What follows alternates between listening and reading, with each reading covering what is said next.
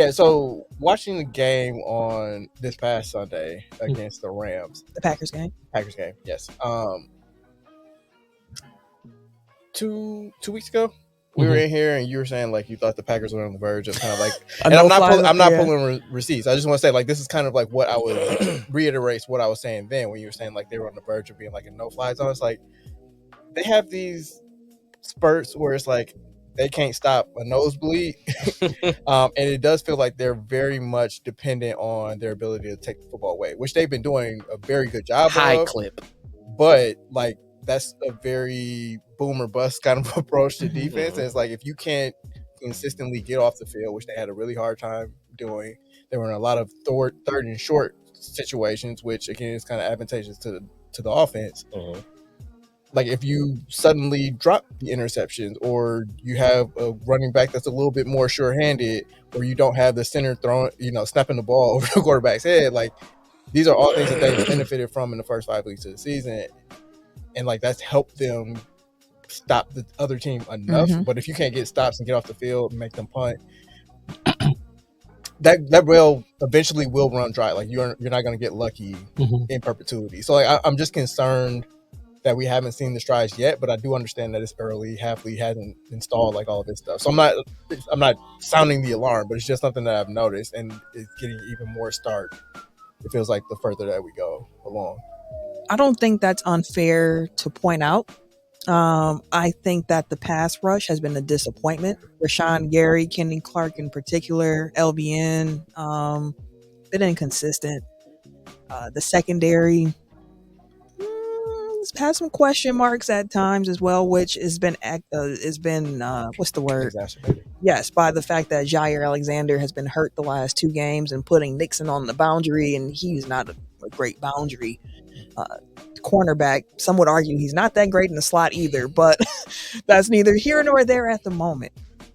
The Packers defense definitely has room to grow, and their schedule coming up, they got 2 mobile quarterbacks back-to-back weeks, which for the first 2 weeks, I'm like, well, that's why the pass rush isn't there. And when you don't have pass rush, it kind of affects everything else that you have going on. But now they got Kyler Murray, and then they have CJ Stroud. So, like, it's going to be interesting to see what this defense looks like, how they respond, because, hasn't been as locked down as expected. But I see avenues for growth, because Kingsley Enagbare, when he's in the game, you get a real pass rush. That's my favorite. You get a real pass rush when Engabare's in the game. When Evan Williams, he finally got a chance to really play this past weekend. He looked really good as the second safety next to Xavier McKinney. We know what McKinney been doing. 5 games, 5 interceptions. NFL record. Should have had a 6th in that last game. Dang, he almost had another. He should have had like 3 in the last game. But you got that.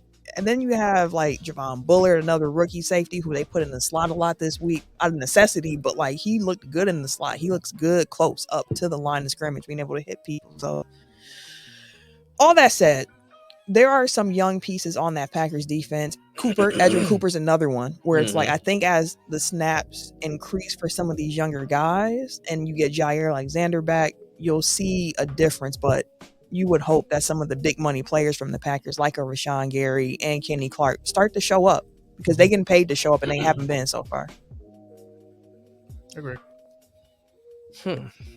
Okay, well, I raised this question for you then. What type of team is the Packers at the moment? We're 3-2. Some games have been won because of our defense. Some games have been run because of our run game. Some games have been won because I feel like it's luck. So I ask you, what kind of team is Green Bay? I think they're young. I think everything that you described is you can boil it down to they're a young team that doesn't quite know what they are. They're very talented, but they're young, they're inexperienced, they're going to make mistakes, they're going to be inconsistent. Some weeks they're going to be great, some weeks they're going to be not so great, but like hopefully you get the right mix of players being great and not great that allows you to beat the other team. But like that's what it feels like to me, is it's just a young and inexperienced team. And like granted, they won both of those games, but not having your starting quarterback for 2 of them makes a difference. Mhm. Like their rhythm and timing is not where they want it to be by week 5, I would imagine. But it's gonna get there. Like I'm not at all writing off the season. Like I'm not me even either. in a position where I'm like concerned about anything. It's just more so they're gonna get better. You see the blueprint for getting better. It's just gonna take time and patience. Yeah, right now they're a team that just feels a little disjointed. Like that's probably the best way I was. It's not quite all the way right for the Packers, which is similar to how they came into last season, which I think is part of why there's so much conversation around the Packers because of how they finished last season. Expectations were a certain way. Right. Mhm. And now you're seeing them still be a young team making mistakes. Now you see some players who've taken a step in the growth, like a Tucker Kraft, who I can't believe what Tucker Kraft has turned into. Like I thought that was going to be Musgrave in that role, but Tucker Kraft has come in and been like, no, I'm tight end number one. I'll block, I'll catch, I'll do it all. And I'm here for it. Also, I don't know if y'all heard him mic'd up. He's hilarious. He is hilarious.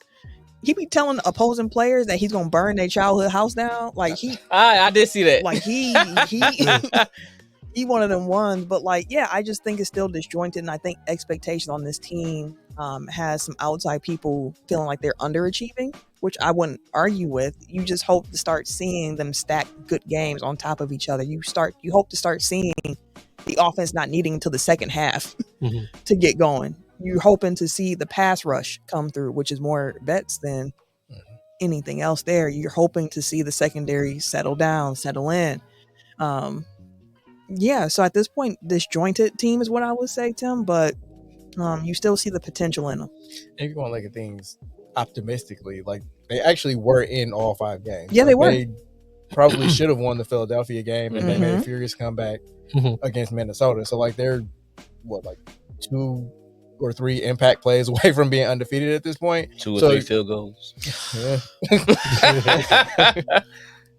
Fair. So like I again, it's no reason to think that the sky is falling at all. But you know, it's good to take stock at this point. Yeah, I agree. To go with your disjointed and your young team, at the moment they're second half to me. They are definitely a second half team right now. Which could, if they're second half in games, like kind of like last year, maybe they second half in the season, where everything kind of clicks, and then we rolling from there. They could just be a second half squad. Yeah, but we'll see. Because again, like you said, the youth element, it's there. They are still the youngest team in the league. Like the game against the Rams, it was the 2 youngest teams in the league up against each other. Which, by the way, the Rams pass rush, oh my God, they're gonna be good. They're young and they are already like havoc causers.